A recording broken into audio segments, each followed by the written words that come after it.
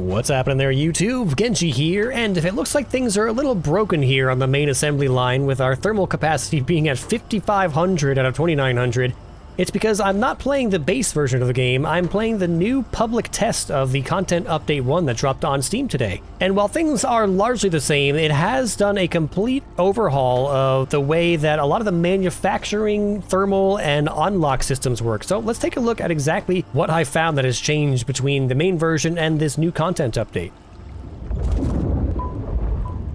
First of all, if you're loading your existing save into this new test branch of the game, you'll be greeted with this pop-up when you first load in that says, "Welcome to Update 1." With Update 1, new corporation levels have been added and rewards redistributed. With that change, all corporate levels are rolled back to level 1, and your progress has been restored as data points. You can redistribute the received data points in the corporate terminal to quickly unlock new corporation levels and rewards. You'll also get a second pop-up if you've already started the Forgotten Engine that just reminds you that, the engine has been started and that new areas of Arcadia 7 are available to explore. So before we hop into the big stuff, let's take a look at some of the smaller changes that have been made, such as the addition of some new creatures throughout the world. I believe there are 4 new creatures that I've seen so far. We have here the Vulpir, which were teased in the original update notes. They are, I guess, a combination of like an armadillo and a kangaroo or a wallaby. They are usually found around a nest site, and these nest sites are covered up by vines during the day like cave entrances, so you can only extract the contents of those nests during the aftermath of a rupture, similar to getting access to caves. Now, these guys are bulletproof, so if you try to shoot them, your bullets will bounce right off of them. Bink! And they will curl into a ball like an armadillo and emit this kind of damaging aura out of their tail. Whether or not you attack them, just anytime you get close to them, they will do this. So, as far as I know, there's no way to capture or tame these guys. But they are kind of cute to run across as you are exploring the world. As for their nests, they drop eggs, which are kind of cute. You can see the little babies inside the eggs, but all they do, as far as I know, is give you research points and give you 100 instant toxicity if you consume them. In addition to the Vulpir are these crab-like creatures called Corellian. As far as I know, they have no particular use or function. You cannot gather them, you cannot shoot them. Again, they have armored carapace, so your bullets just bounce off. They're just kind of here for flavor and to look kind of cute. Oh, I just noticed there are also these little ambient squids or octopi down here. I don't think that they're fully rendered. It seems like they're sprites, because they're always facing the same direction even as I walk around them, which is fine. It's just some extra little aquatic features. In addition to those, you'll also see these butterfly-like birds flying around. They're kind of hard to get a good look at because no matter how close to them you get, they will fly away from the camera. However, I did manage to get a decent enough shot of them a couple of times. I'll cut that footage in here. You can't shoot them, you can't interact with them in any way. They're just kind of there for flavor. And lastly, we have these, for lack of a better description, balloon eels. You'll generally find them floating over patches of the, I forget what they're called, the strangle weeds that inflict slow on you when you walk over them.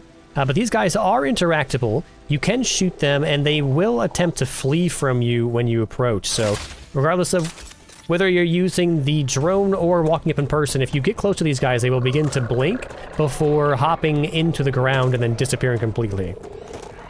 So there they go. So if you do manage to shoot them, it seems like they drop a random item from a preset table. Sometimes it's basic building materials, sometimes it's higher level food and drink items. It seems to be completely random, but they do actually drop some pretty nice stuff, so they may be worth farming if you have the opportunity to do so. There have also been some changes to the way rail supports and pillar supports work. For example, previously you were able to lower the railhead of a rail support all the way down to the base. However, you now have one less Z level for lowering rail supports. You can no longer lower railheads past this point. Additionally, previously pillar supports were limited to only 3 stackable at a time, and if you put a supporting platform underneath, you were able to stack up to 4 at a time. 2, 3, 4. So this was the previous limit. However, now in Content Update 1, you can now stack up to 6 pillars high, allowing for much higher vertical integration, and presumably if I toss another supporting platform in here, we can get all the way up to 7. That's 1, 2, 3, 4, 5, 6, and 7. So there you go. Much higher pillar supports.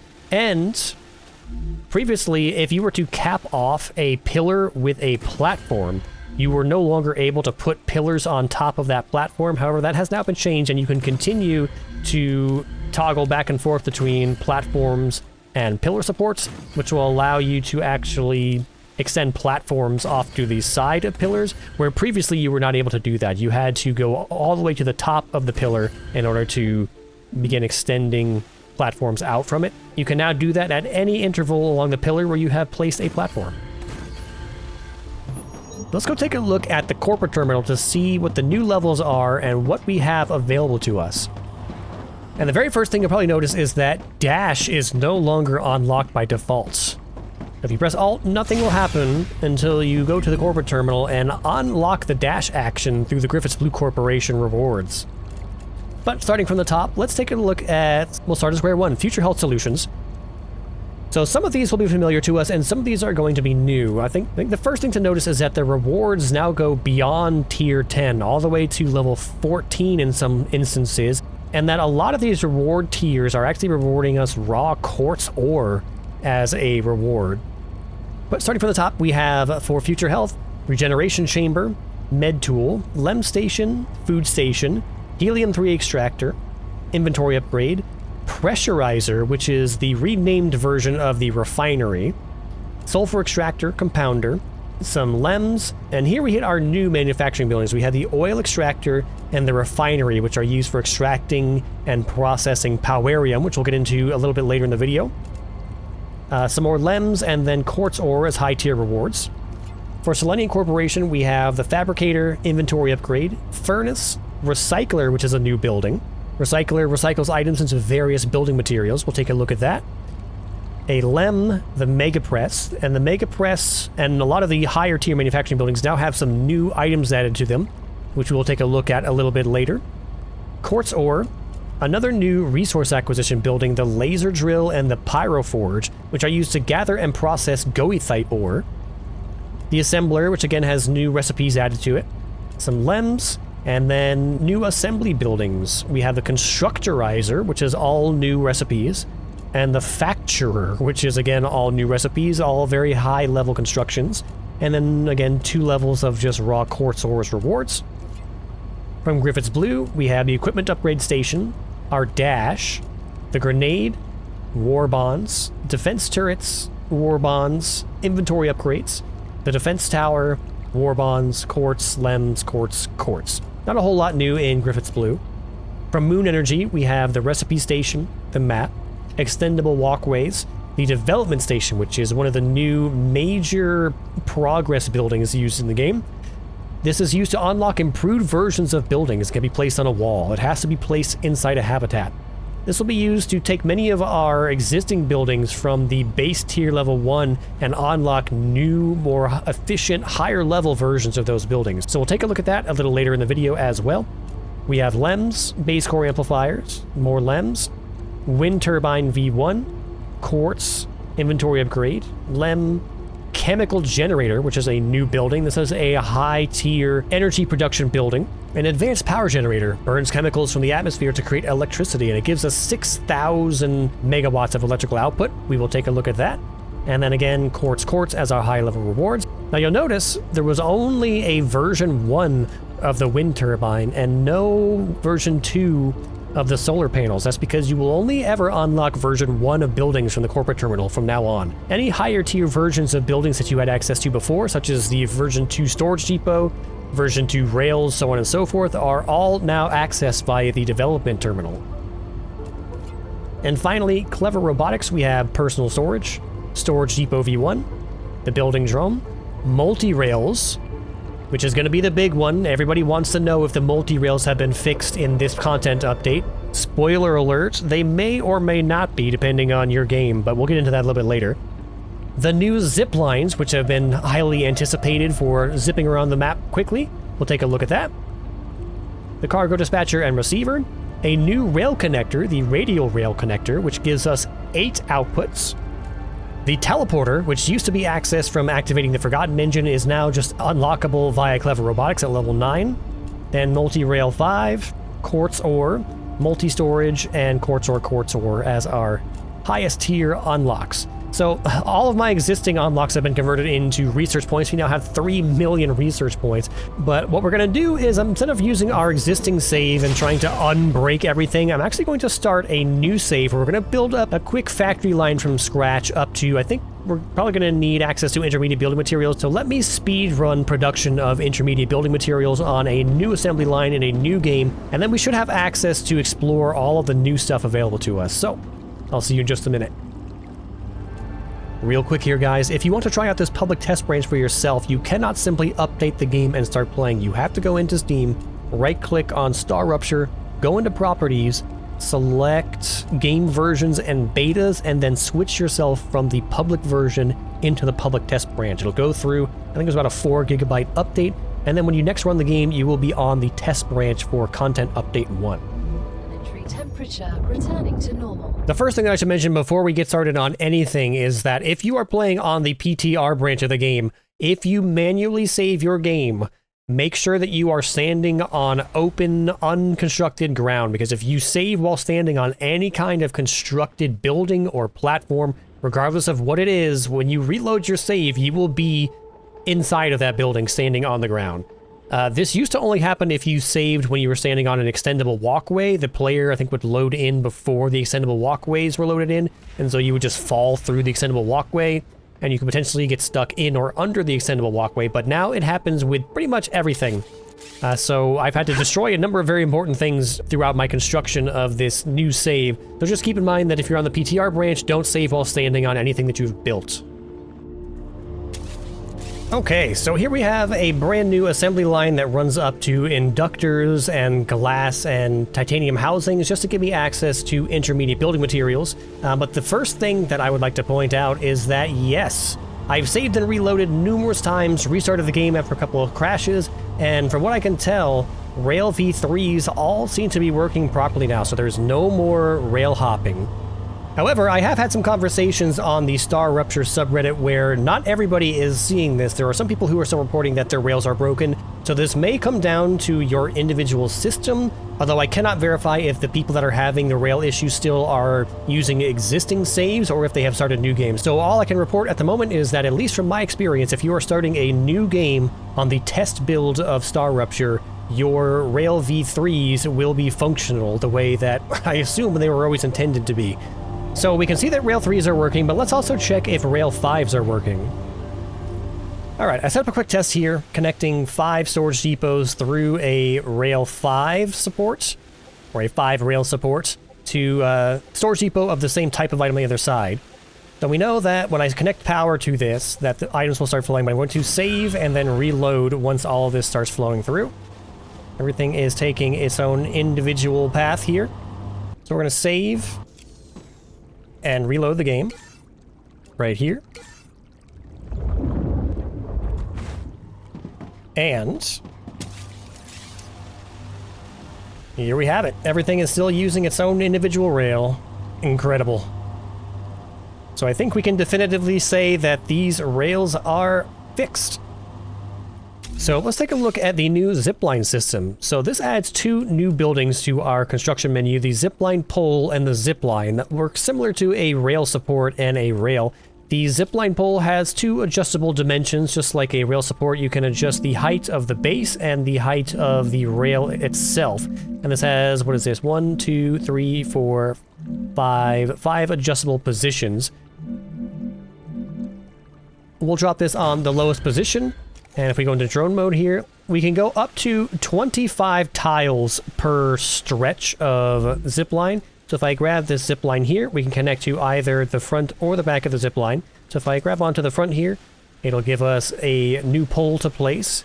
And if we run this 25 tiles forward, we can place another zipline. And then if we hop on, press E, away we go. It throws you forward a bit, and you also have the option of hopping off the zip line at any point while you're traversing it by just pressing the spacebar, and it gives you a good bit of forward momentum. And you can also press left control to stop and just drop directly off of it without throwing yourself around. So if you notice off the left here, I've already created a zipline system that runs from our main base over to our helium base. So let's go ahead and hop onto this and see how long it takes to zipline across the map to where we originally had our helium base in our main playthrough.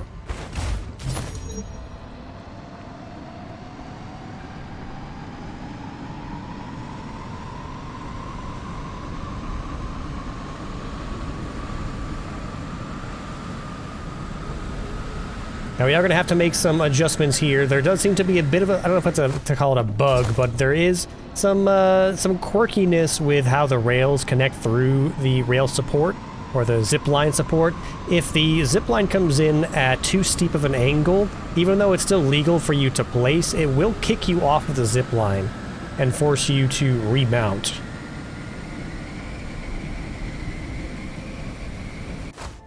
Case in point.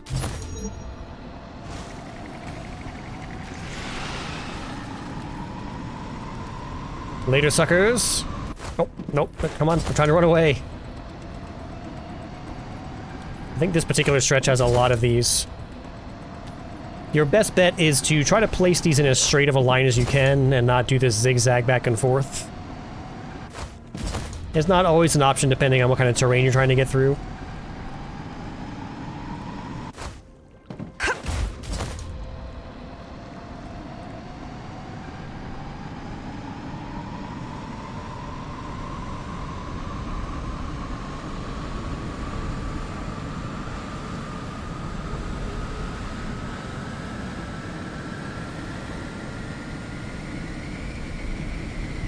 I love the sound of it. Especially if you can get a long stretch where it gets enough time to get up to speed. Fantastic. There you go. Incredibly fast. Way, way faster than running here on foot. However, not quite as fast as using the teleporter, so let's head on back. So we have a new power generation building here, the chemical generator, an advanced power generator, burns chemicals from the atmosphere to create electricity. So we found out about this while doing the Forgotten Engine quest, that they're pumping something into the air, or they're able to capture alkynes from the air and convert them into electricity. So for 500 intermediate building parts and 900 thermal capacity on our core, we can now produce 6,000 megawatts of power. Fantastic. I'm almost disappointed. Like, I understand lore-wise that this is, you know, capturing some kind of unobtainium particles from the air, but I still would have liked to have seen some kind of power generation that requires us to feed it with some kind of material, just to give us something like at the high end to do with all our materials, rather than only having them being used for creation of higher tier items. But I'm gonna go ahead and send this back to our main base over a transmission rail.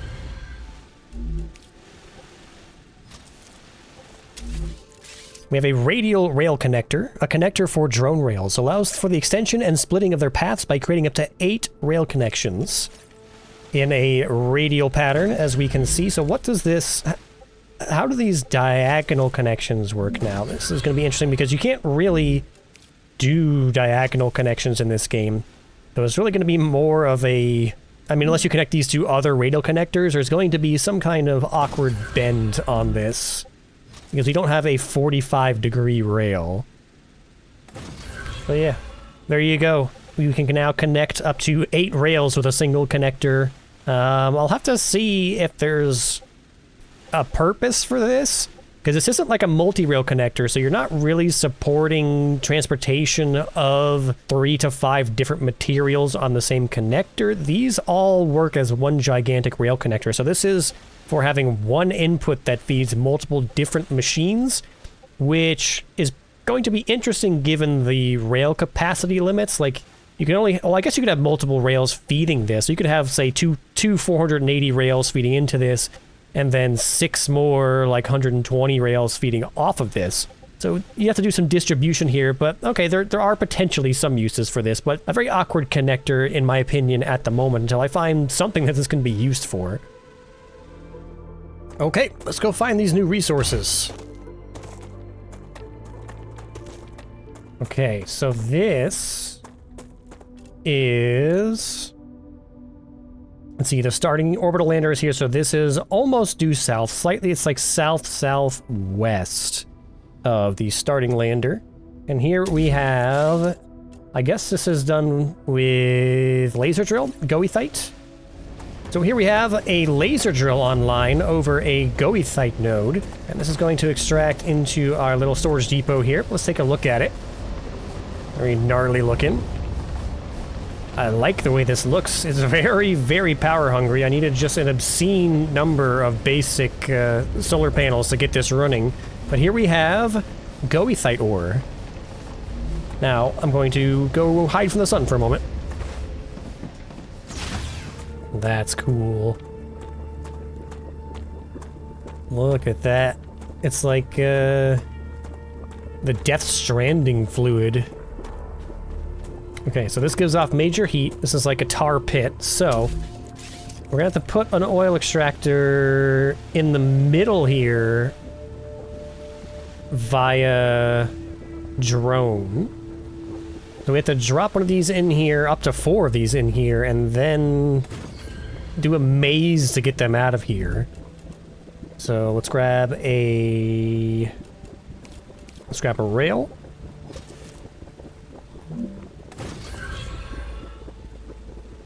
Building is on Powerium, so you cannot build on Powerium. So you have to build on the rocks to maze your way out of here. Very interesting. Now it's flowing. Very cool effect. I like. Let me look inside here. It just kind of seeps up from under. 5, 6, so about 1 every 6 seconds. Interesting. Powerium, raw material, can be processed. Okay. And so these base materials then go into a Pyro Forge for goethite and a refinery for oil to make refined oil. All right, now let's take a look at the new buildings here. So we have the refinery. Looks like it's been renamed to the Pressurizer because this looks like it might have also had a visual update. This looks a bit different than I remember. This portion of it in the back looks the same. It looks a bit more like the refinery now, but same resources crafted inside, sulfuric acid and pressurized helium. So we've at least seen this before. Next up we have the Pyro Forge, which is for processing goethite. Let's take a look at this. Very cool. Has a very similar aesthetic to the laser drill that we actually use to get the goethite. Let me get this wired up to some resources and we'll see how this works. Alright, here we go. So 2 inputs into the Pyro Forge. And our options are goethite ingots with pure goethite. We can also make alloys of wolfram steel ingots by adding in wolfram ore, and titanoferrite ingot by adding in titanium ore. So we're doing a little alloying now. Let's go ahead and set this for goethite ore. See how fast this runs. We get 10 every 4 seconds. So this is actually a pretty quick production time compared to actually mining the raw materials. So we'll grab a handful of this on the output side. 30 ingots. There we go. Next up we have the refinery, which is for Powerium products. This looks like it has 3 input rails. So we'll face these in this direction. We'll hook this up to power.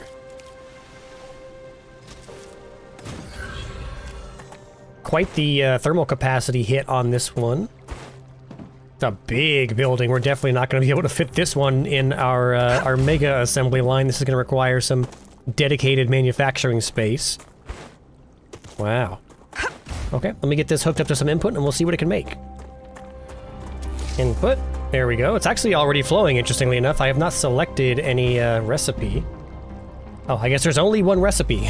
The only thing it can make is refined oil out of raw powerium, raw calcium ore, and raw titanium ore. Interesting. Let me drop this in here. I'll grab a handful of calcium. Very large numbers on this, 12 and 12 of each of the raw ores, so this may require its own dedicated extractors for these ores, although we do have a 6-second production time. Let me fill this up and we'll see how quickly it consumes these materials.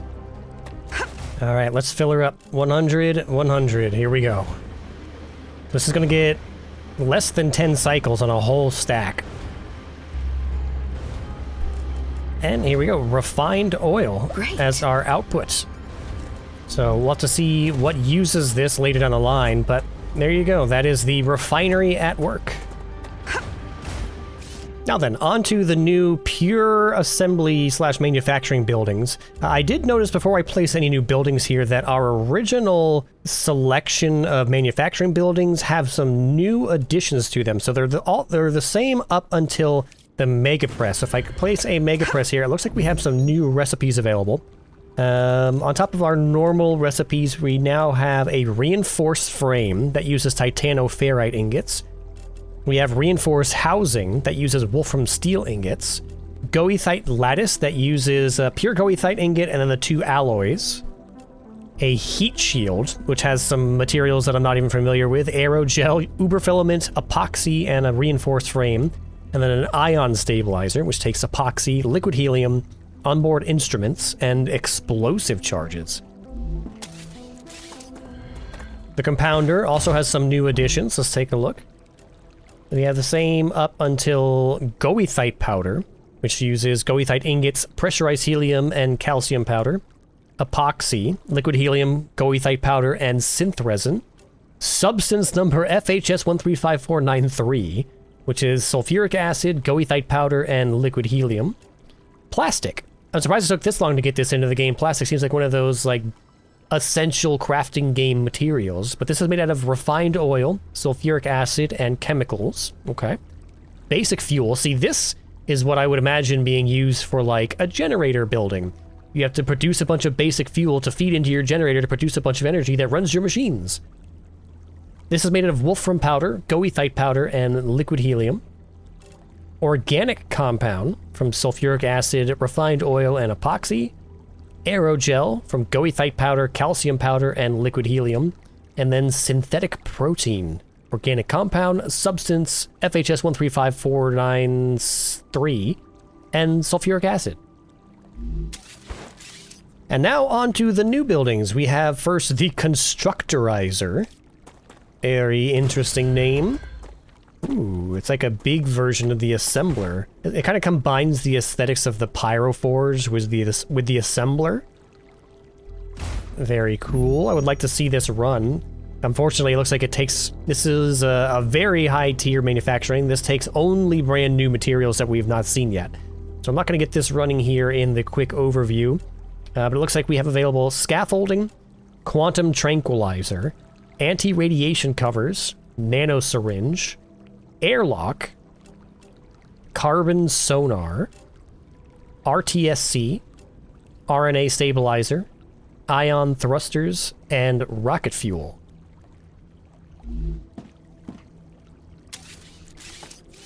And then finally, what seems to be the largest building overall, just based on the thermal impact, 650 thermal impact, and the cost, 400 intermediate building materials, is the Facturer, which takes 5 input rails. That's wild. And this assembles tracking devices, biofilaments, converters, cyclotrons, rocket engines, domes, ion bombs, RTSC generators, satellite bodies, and synthetic DNA. Another one of the new buildings we have available is the development station. This costs 160 basic building materials and is built inside of a base habitat and is used to upgrade existing buildings. Now this process looks like it has a combination of material cost as well as kind of checklist of requirements. So for example, for the Compounder V2, we have to have upgraded a base core to level 4 or higher, we have to have unlocked all Compounder recipes, and we have to supply the development station with the required items, which are these resources. So starting at something relatively low on the list, we can take a look at Moon Energy Corporation and take a look at, say, the basic upgrade for the solar generator. So this requires us to have our total power consumption be over 500. So we have to, I guess, prove that we need this much energy. We have to supply the development station with the required items. So this finally gives us a use for all of this ignitium that we've been collecting, but it also looks like it's requiring a rather large amount of quartz ore, like 120 quartz ore for the base core amplifier V2s. So we do now get from the corporate terminal, some of the intermediate level rewards are just a raw reward of quartz ore. And it doesn't seem like we've lost the ability to harvest quartz ore from caves. So I think it's just going to be a grinding process to get a hold of enough quartz ore to grab the upgrades that we need here. But it's a bit disappointing that some of these upgrades that used to be rather low-level unlocks are now locked behind some pretty high resource requirements. However, we do get access to some brand new upgrades for buildings that we've not seen before. So, for example, the Fabricator, Furnace, Ore Extractors, and then we haven't seen the Constructorizer yet, but the Constructorizer also has a Mark II or a version 2 upgrade that not only changes its visual appearance, but presumably will increase its throughput. So it says, improved basic production building, utilizes nanoscale printing to make products, offers optimized recipes designed for higher production output. Let's see if we can unlock the V2 Fabricator and take a look at what actually changes. So we go from a 3x3 building to a 4x4 building, which is now completely encapsulated and has a little extra bit sticking out of the top. And we also have a third input rail. Interesting. Does that mean we're going to have different recipes?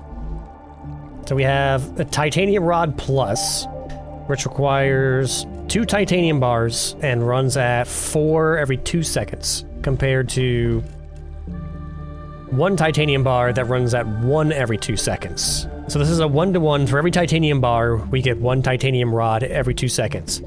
This is double the bar cost, but we're quadrupling the output. So 2 in, 4 out with double the production time. So it is a net gain. So I guess the idea is that these are batch recipes, so we're increasing our overall output per unit of input item. So 2 titanium bars for 6 titanium sheets. Oh, interesting. Wolfram bar and wolfram powder will produce 5 wolfram plates. So this is actually a variation on this recipe because the base wolfram plate only takes wolfram bars. So we actually need a higher level. We need a furnace output into the input of this. So wolfram powder is a furnace material, but if we give it a higher level material along with our base input, we're actually improving our output efficiency. Very interesting. Wolfram wire, 2 to 8. Rotors adds an additional wolfram plate. I believe by default rotors are rods and wires. So if we also put in plates, we get 6 every 6 seconds. So that's what, 60, that's 1 per second, 60 per minute. Tubes. Oh, this takes goethite ingots and wolfram powder. So this is almost a complete reinvention of this because a tube by default takes a titanium rod and a titanium sheet. So this is increasing the raw input demand, but it's also giving us 8 output tubes every 2 seconds, which is actually enough to meet the demand for applicators, because I believe every applicator requires 8 tubes. So these variations on recipes, I think, are actually made to meet very specific higher tier material requirements that would otherwise take a large number of version 1 manufacturing. And then stators, 3 every 3 seconds with the addition of titanium sheets, I believe. The base recipe for stators is 2 titanium housings, 1 wolfram wire to produce 1 every 3 seconds. This is 111, and it will produce 3 every 3 seconds. Very interesting. But I assume it's going to be the same for each individual manufacturer. Is going to have a V2 version of it that produces slight variations on the recipes, which I think is something that you are able to do in Satisfactory. You have alternative recipes that often increase the efficiency of those manufactured goods. So I'm glad to see that here. It'll give us some different manufacturing paths in order to meet the demand for higher tier manufacturing buildings. Orbital cargo launcher, we can probably take a look at as well, because I'm curious to see how many this will deliver now. So let me quickly build a whole bunch of these and supply the demand here, and we'll take a look at these as well. Base OCL versus OCL V2. Obviously, we have a larger footprint. We're going from a 2x2 to a 3x3. A noticeably beefier looking building with a much larger opening. We now have inputs from all 4 sides, which is also pretty good. You don't have to face these in a particular direction. So let's take a look at what we can deliver here quickly to see the difference. Oh, probably nothing because I'm way up the tech tree here. Future health. We can drop in... So let's see, it's loading. We'll do future health. This, we'll drop this in. So it takes significantly longer to load versus the base OCL. Oh, it does an entire stack at a time. Whoa. That's a crazy efficiency boost. That's 100 times the throughput. Fantastic. All right, and then finally, let's take a look at clever robotics upgrades. So we can unlock the large personal storage crate. We can unlock Rail V2 and presumably Rail V3 through here. Yep.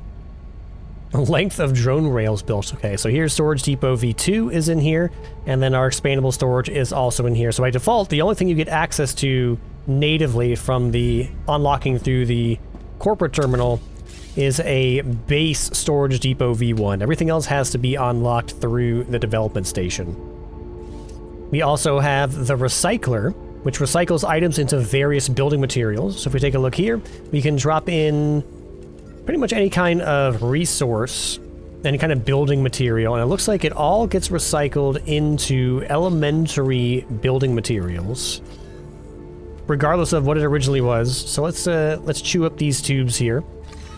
And then elementary building materials, the smallest building block for every product. Those can be recombined into basic materials using a recipe in the basic item printer.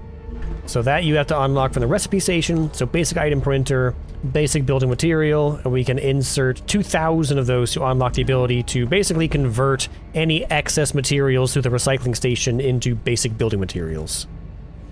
At any rate, I think that covers the vast majority of the changes that are available as to here in the PTR release of the content update. We'll have to see how much of this changes by the time it hits the main branch, but yeah, this is going to completely change manufacturing lines, it's going to change transportation, it's going to obviously add on to the high end of the game. There's more things to do, more places to explore, more really high level, really demanding manufacturing processes. So, yeah, we'll be hopping into this shortly. I have, I think, one more episode left to finish up the mega assembly line to where we're constructing every of the base materials in the game, and then we can move on to checking out all of these new recipes in our primary playthrough. So just remember that you do have to go into Steam and opt into the test branch of the game. You will not be able to access these if you just do the regular Steam update and then launch the game.